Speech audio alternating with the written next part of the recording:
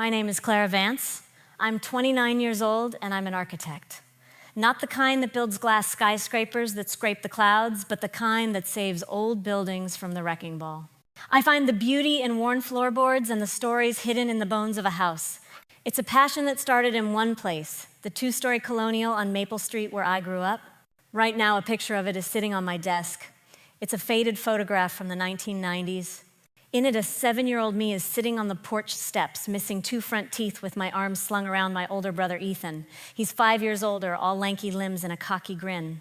Behind us, the house stands proud, its white paint bright against the summer green of the lawn. My father, an engineer, built that front porch with his own 2 hands. My monitor is displaying a complex 3D model of a library I'm restoring, but my eyes aren't on the screen. They're on the photo, on the memory of that home. My phone buzzed, rattling against the smooth surface of my desk. I glanced at the screen. Ethan, a small, tight knot formed in my stomach.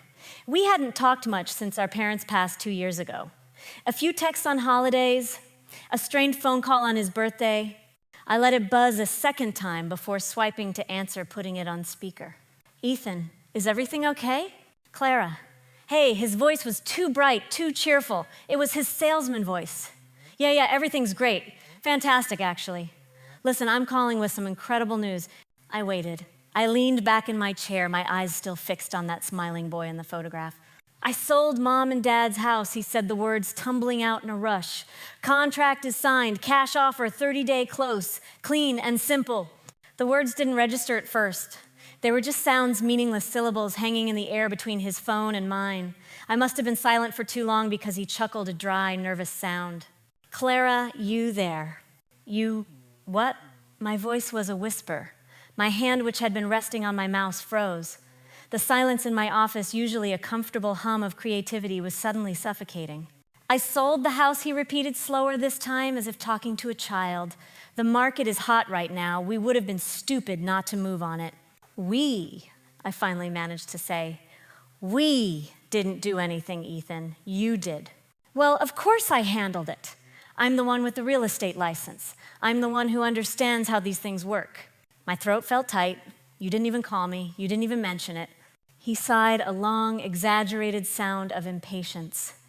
And then came the line, the one that cracked the foundation of everything I thought we had left. Look, he said, his voice dripping with condescension. You're too emotional to make a business decision. This was for the best. It's done. My knuckles turned white where I was gripping the edge of my desk. Emotional. He who had cried for a week when his first hamster died. He who couldn't even look at our mother's photo for 6 months after the funeral. He was calling me emotional. The call ended with him telling me to come by on the weekend to pick up the last of my things from the attic. He said it with the casual air of someone asking you to pick up milk from the store. I didn't hang up. I just lowered the phone from my ear and placed it gently on the desk. My hands were shaking, not with sadness, not yet. With a rage so pure and so cold, it felt like ice water flooding my veins. He thought I was too emotional to make a business decision. He had no idea what kind of business I was about to conduct. The drive to Maple Street was the longest 20 minutes of my life. Every turn was a memory. The corner store where I'd spent my allowance on candy, the park where I'd scraped my knee, learning to ride a bike, the ancient oak tree Ethan had dared me to climb. It all felt like a movie of someone else's life now. And then I saw it. The house was still standing, of course, but it looked wrong, defeated. The lawn was overgrown, dandelions choking the flower beds Mom had so carefully tended. But the worst part was the sign hammered into the grass. A bright, garish red sign from a realty company I didn't recognize. On it, a single brutal word in white letters, sold. It felt like a violation, a stranger's flag planted on my home ground. I parked at the curb, my car engine ticking quietly in the silence. For a full 5 minutes, I just sat there, my keys clutched in my hand. Then I took a deep breath, got out and walked up the path I'd walked 1,000 times before. The key Ethan had left under the mat felt cold and foreign in my palm. The front door opened into a house of ghosts. The furniture was gone, leaving pale squares on the hardwood floors where rugs and couches used to be. My footsteps echoed in the emptiness. I ran my hand along the wall in the hallway, tracing the faint pencil marks where my dad had tracked my height each year. Clara, age 6. Clara, age 7. It was all being erased. I went upstairs to my old room to pack the last box of my childhood. Yearbooks, old drawings, a stuffed bear with one button eye. Tucked away in the back of the closet was a long cardboard tube I'd forgotten about. I pulled it out, dust puffing into the air. My heart ached as I twisted off the cap. It was my father's original set of blueprints for the house. Rolled tightly, the paper was crisp and smelled of old libraries. He'd let me color in the little squares for the rooms when I was a kid. It was the first architectural drawing I'd ever held. I clutched the tube to my chest, a small piece of him, a small piece of this place that I could save. With the box in one hand and the blueprints in the other, I went back downstairs. And that's when I saw it. On the kitchen counter, lying next to a stray coffee cup, was a crisp manila folder. Ethan must have left it behind in his rush. His name was scrawled on the tab. I shouldn't have opened it. I know I shouldn't have, but I did. Inside was a copy of the sales contract. My professional instincts took over before my personal feelings could stop me. My eyes scanned the legal jargon, the property descriptions, the clauses and addendums. It was a standard agreement, but something felt off, rushed. Then I flipped to the signature page and saw the price. My breath caught in my throat. The number was $350,000. $350,000 for a 4-bedroom colonial with an acre of land in a neighborhood where houses were selling for $500,000 minimum. I knew the market. I knew what this house was worth. This wasn't a sale. It was a liquidation. I stood there in the silent, empty kitchen, the contract trembling in my hands. The sadness was gone, replaced by a cold, hard certainty. My brother hadn't just sold our home, he'd given it away. The only question was, why? Back in my apartment, the silence was a heavy blanket. The box of my childhood things sat by the door unopened. The cardboard tube containing my father's blueprints leaned against the wall like a silent sentinel. I didn't look at either of them. My focus was singular, sharp, and cold. I sat at my desk, the sales contract spread out under the glow of my lamp. My finger traced the buyer's name. It wasn't a person. It was a shield, a corporate entity designed for anonymity. Lux Homes Development Group, LLC. I opened my laptop. The keys clicked softly in the quiet room as I typed the name into the search bar. Click. The first result was their website. It was exactly what you'd expect. Sleek, minimalist, and utterly devoid of personality. A slow-motion video of a chrome faucet dripping water played on the homepage. Everything was white and gray and beige. And then I saw their slogan written in a thin, elegant font beneath their logo.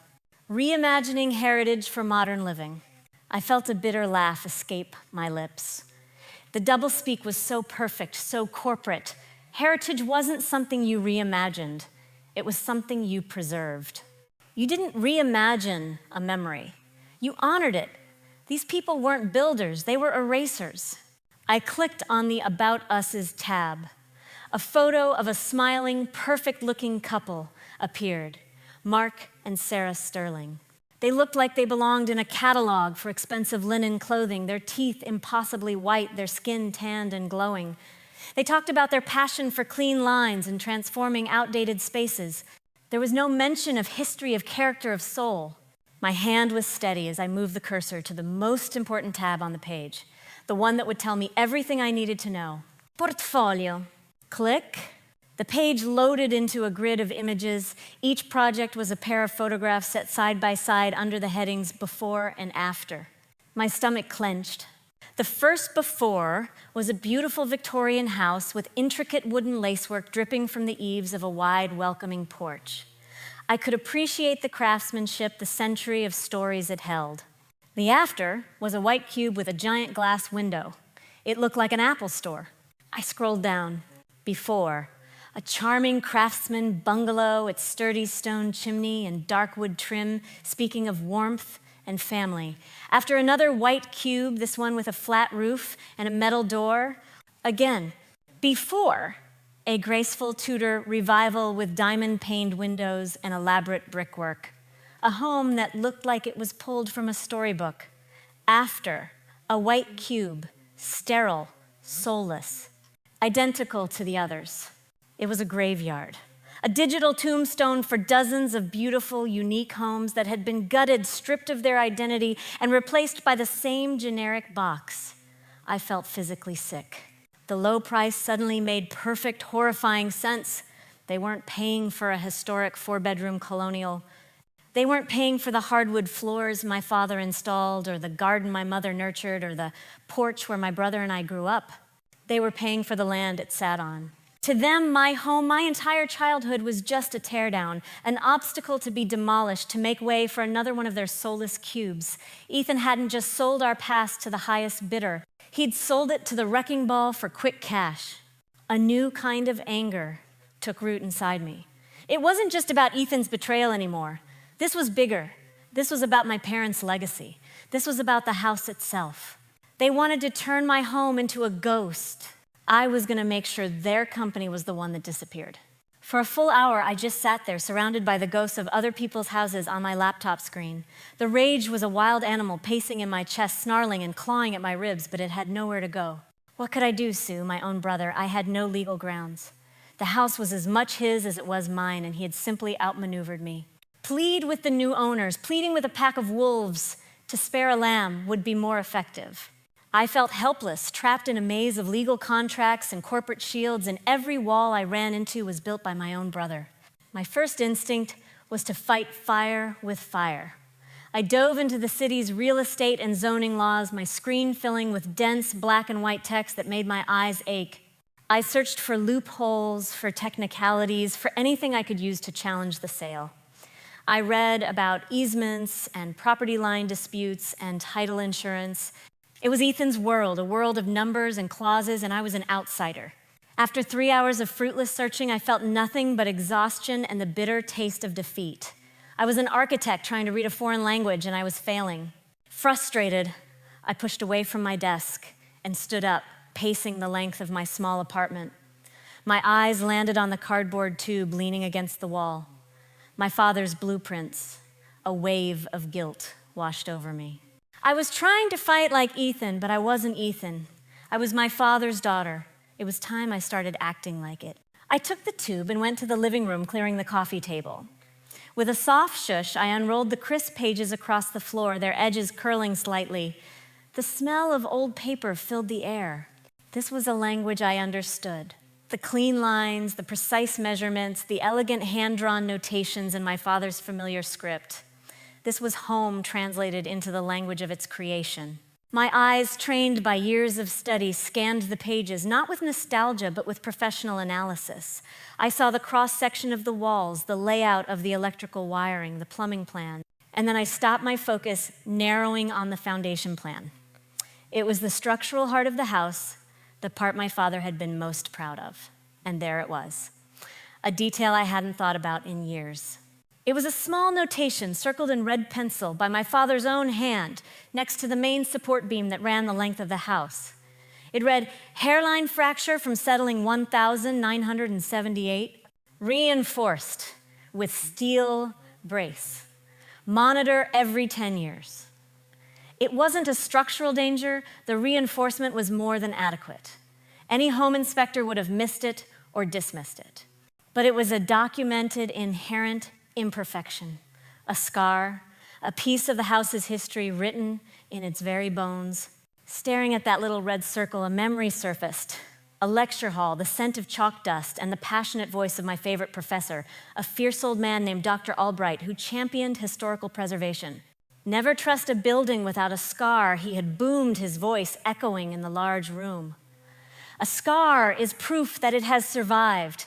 It is the signature of its history. In the world of preservation, a building's unique story, even its flaws, is its greatest asset. Its greatest asset. The phrase echoed in my head. An idea wild and improbable began to form. I scrambled back to my laptop, my heart hammering against my ribs. My fingers flew across the keyboard, but I wasn't searching for real estate law anymore.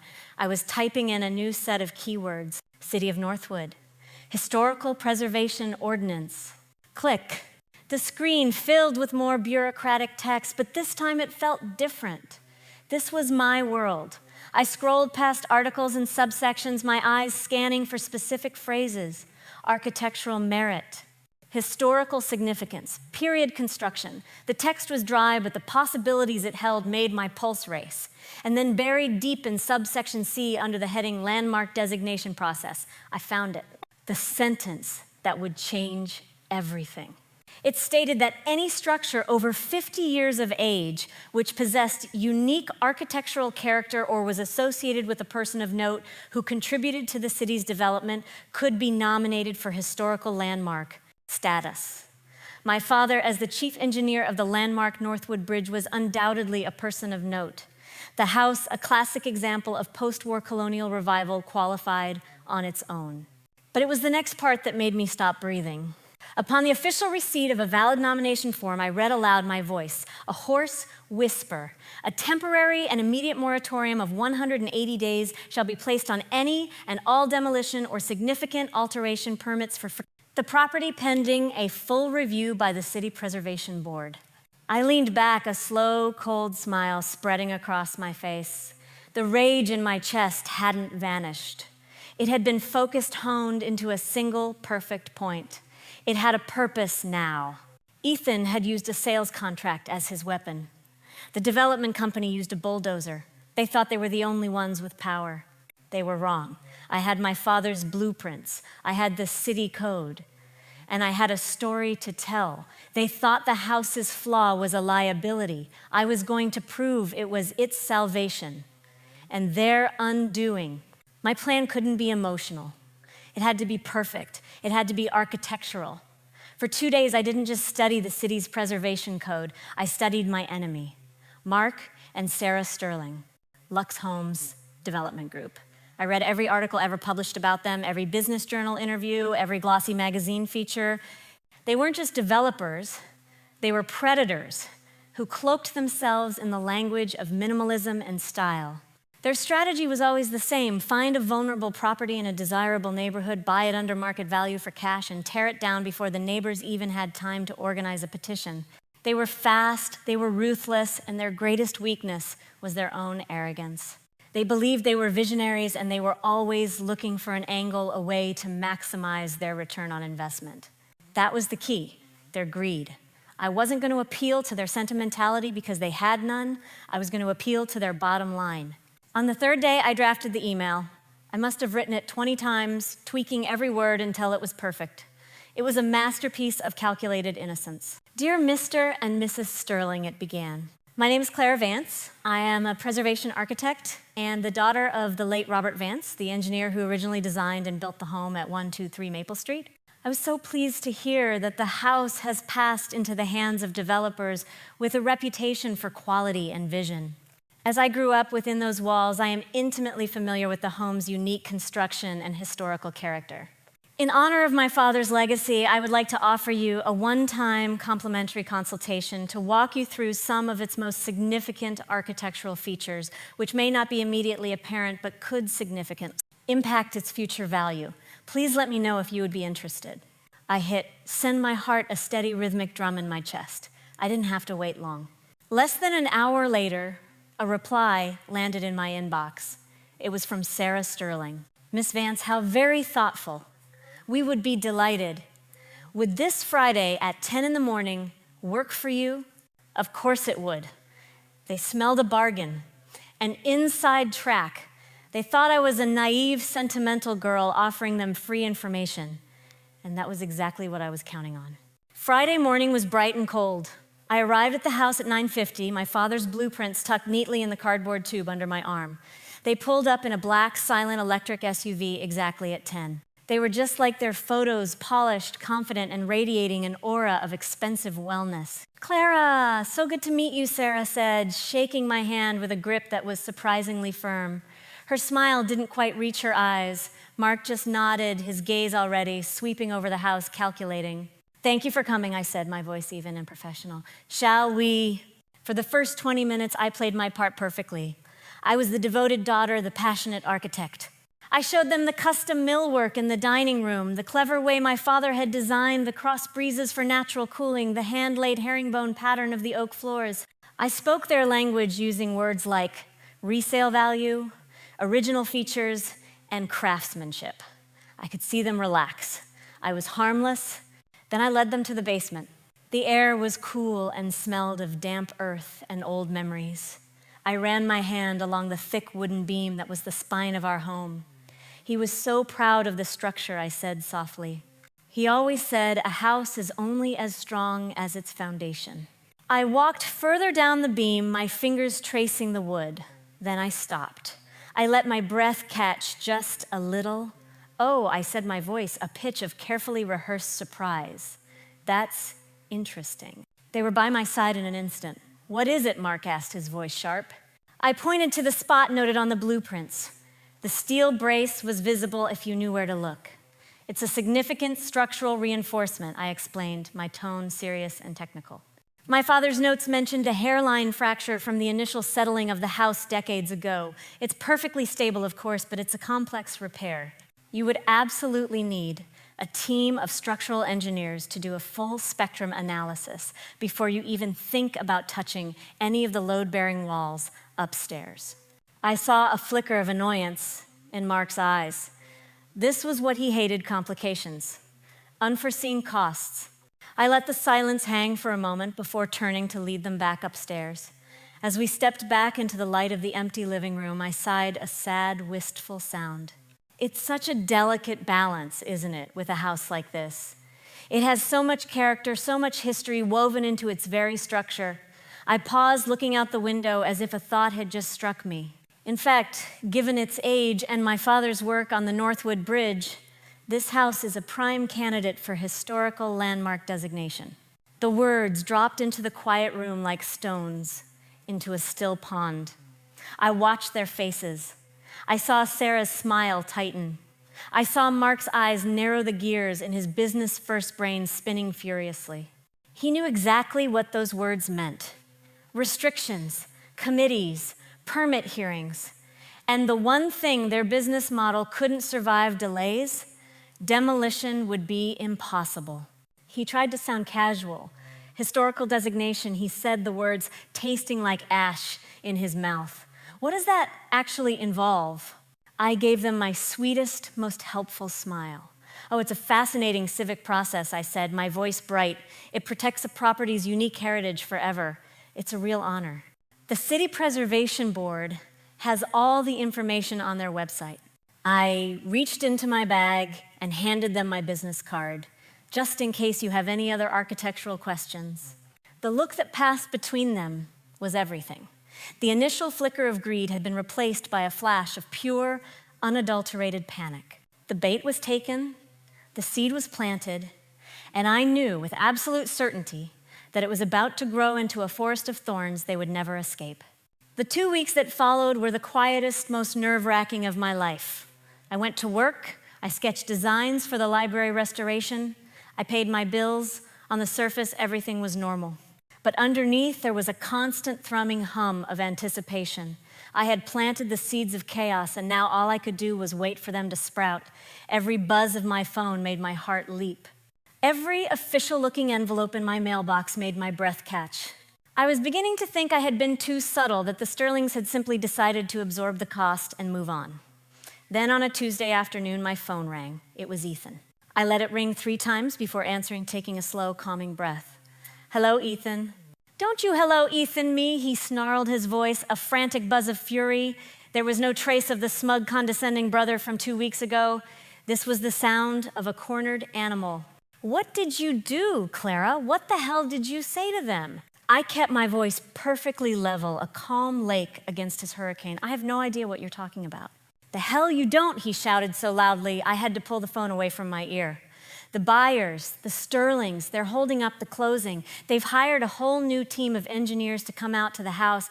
They're talking about a comprehensive structural analysis. That's going to cost a fortune. This was supposed to be a simple cash deal. I took a sip of the tea on my desk.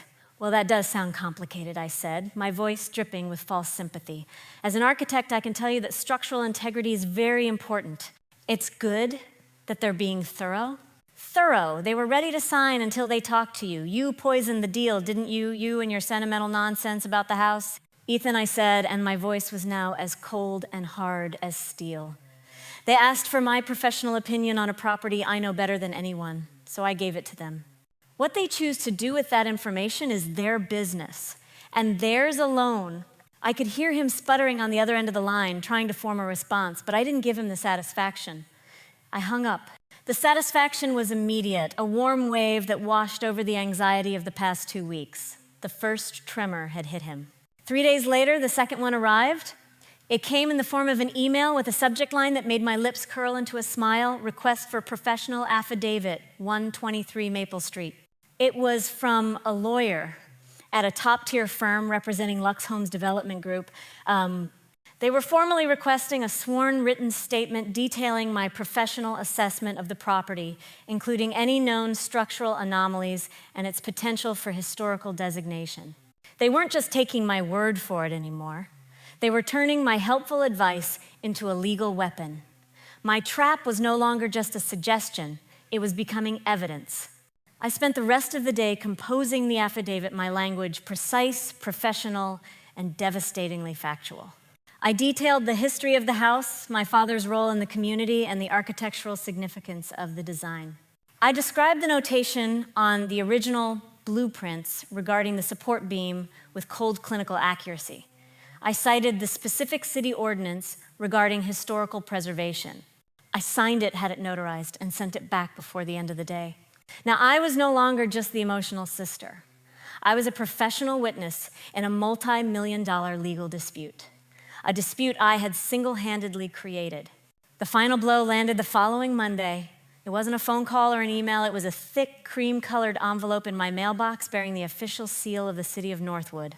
It was a carbon copy, a courtesy notice sent to all involved parties. My hands were perfectly steady as I opened it. The text was dense, bureaucratic, and the most beautiful thing I had ever read. It was a formal notice from the city planning department. It confirmed that a nomination for historical landmark designation for the property at 123 Maple Street had been received and deemed valid for review. And then the kill shot. Pursuant to City Ordinance 117 subsection C, an immediate and temporary moratorium of 180 days is hereby placed on any and all demolition or significant alteration permits for the aforementioned property. This moratorium will remain in effect pending a full and comprehensive review by the City Preservation Board. The trap had snapped shut. The house was safe, frozen in legal amber. The Sterling's demolition plan was dead on arrival. And Ethan's quick cash deal had just turned into a 6-month nightmare with no guarantee of a payout. My phone started ringing almost immediately. It was Ethan. I watched his name flash on the screen, a beacon of his impotent rage. I listened to it ring once, twice, 3 times. Then, just as his voicemail was about to pick up, I declined the call. The thrashing had begun. All that was left was to watch them drown. The law office of Sterling's attorneys was a world of hushed tones and expensive leather. It was located on the 45th floor of a downtown skyscraper, a glass and steel tower that looked down on the entire city. The conference room had a single massive mahogany table polished to a mirror shine. Through the floor-to-ceiling windows, the old, familiar neighborhood of Maple Street was just a green patch in the distance a world away. I was the first to arrive. I chose a seat at the far end of the table, the one with its back to the city, and waited. I felt no nerves, no anxiety, just a profound and unsettling calm, the calm of an architect who has reviewed the blueprints 100 times and knows with mathematical certainty that the structure will hold. The Sterlings arrived next with their lawyer, a man with silver hair and a predatory smile who looked like he'd been born in a 3-piece suit. Mark and Sarah Sterling did not look at me. Their faces were grim masks of controlled fury. They took their seats opposite me. The air crackled with tension. My brother was the last to arrive, 5 minutes late, of course. He stormed into the room, his face flushed, his tie slightly askew. He threw his briefcase onto the table with a loud thud and pointed a finger at me. "I knew you'd be here," he spat. "This has your fingerprints all over it." I didn't respond. I just met his gaze, my expression unreadable. The silver-haired lawyer, Mr. Davies, cleared his throat, silencing the room. "Mr. Vance," he began, his voice smooth as silk. "Thank you for joining us. My clients, Mr. and Mrs. Sterling, have some serious concerns regarding the sales agreement for the property at 123 Maple Street. Concerns which I believe will render the contract null and void." Ethan scoffed. Oh, here we go. You're talking about the beam in the basement, aren't you? It's an old repair, fully reinforced. It's a non-issue, and you know it. This is just a pathetic excuse to back out of a deal.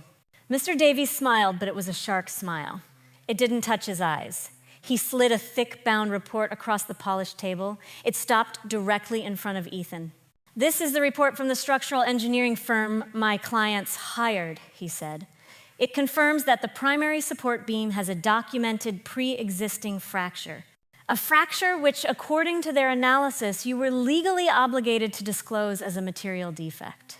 You failed to do so. That's ridiculous, Ethan stammered his face, turning a shade redder. The house is perfectly sound. This is just a shakedown. He was still fighting, still bluffing. He still thought this was a game he could win. He hadn't realized he was already in check.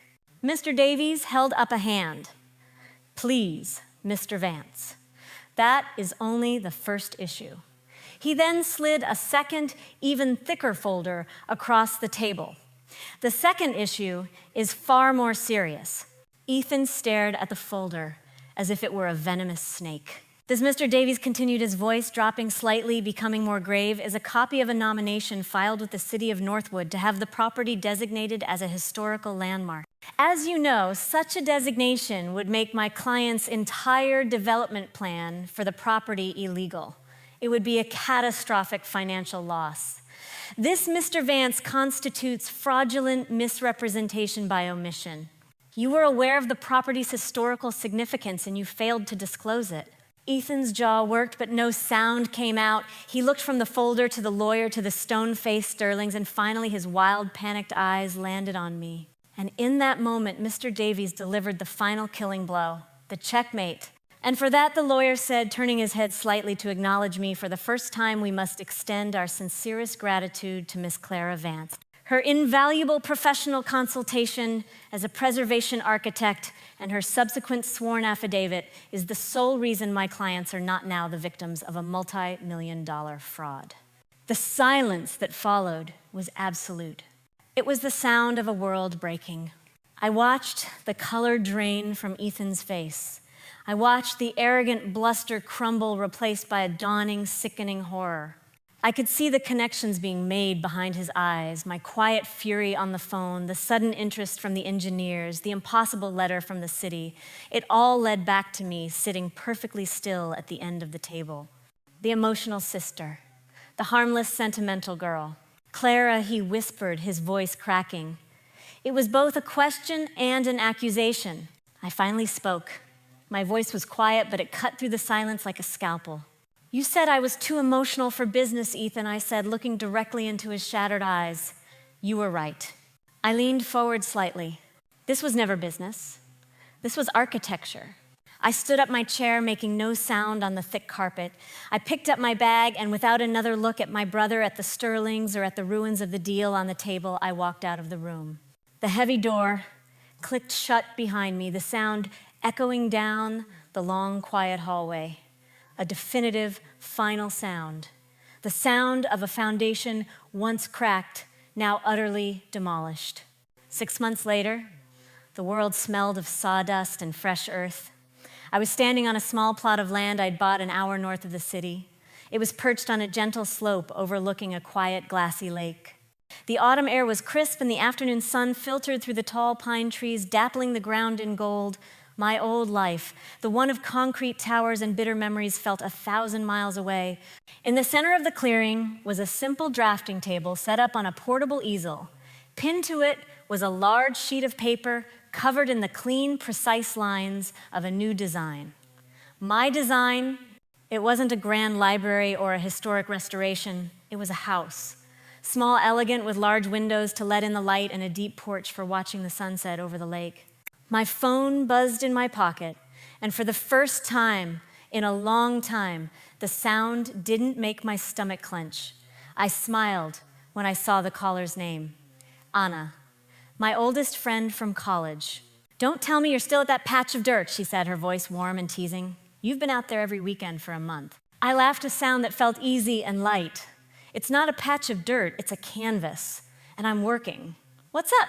I was just calling to check in. And to be nosy, obviously, she said. I ran into an old colleague of your brother's the other day. It got me thinking, whatever happened after that insane meeting, I mean? You never really told me the details. I leaned against the drafting table looking out at the calm water of the lake. I took a deep breath of the clean, pine-scented air. The details are pretty much what you'd expect, I said, my voice even devoid of the anger that had fueled me for so long. It all just fell apart. Fell apart. How she pressed. Well, I began tracing the roofline on my sketch with my finger. The Sterling's lawsuit was just the beginning. It turned out Ethan was in debt up to his eyes. He'd taken out private loans against the value of the house before the sale was even final. When the deal collapsed, it triggered a default. All his other creditors came calling at once. He had to declare personal bankruptcy about 2 months ago. Wow, Anna said softly. So he lost everything. Everything I confirmed. The law firm representing the Sterlings was ruthless. They filed a complaint with the State Real Estate Board, too. His license was suspended indefinitely pending a full ethics investigation. His name is mud in this city. I heard he moved somewhere out west. I haven't spoken to him since that day in the conference room. There was a pause on the line. Are you okay with that? Anna asked gently. I thought about it for a moment. The old Clara would have been devastated, but the old Clara was gone. I said, and the words were true. He made his choices. I just made mine. And the house, she asked, our house, what happened to it? A real smile touched my lips this time. That's the best part, I said. After the sale was voided and the historical designation went through, no developer would touch it. It was legally protected. So eventually the City Preservation Society bought it from the bankruptcy estate. They're turning it into a small public museum for local architectural history. I paused, letting the final perfect detail land. They're naming the main exhibit the Robert Vance Wing. Anna let out a low whistle. Clara, that's poetic. It is, isn't it, I said. His legacy is safe. That's all I ever really wanted. We talked for a few more minutes before saying our goodbyes. I slipped my phone back into my pocket and turned my attention back to the drawing in front of me. The little house on the paper looked strong and peaceful. It was a foundation built not on broken memories, but on a quiet, hard-won strength. Ethan had called my love for that old house a weakness, an emotion that made me unfit for the real world. He never understood that our connection to the past, our history, isn't a liability. It's the blueprint of who we are. He tried to sell my history. He tried to demolish my foundation. So I designed a new one that he and no one else could ever touch.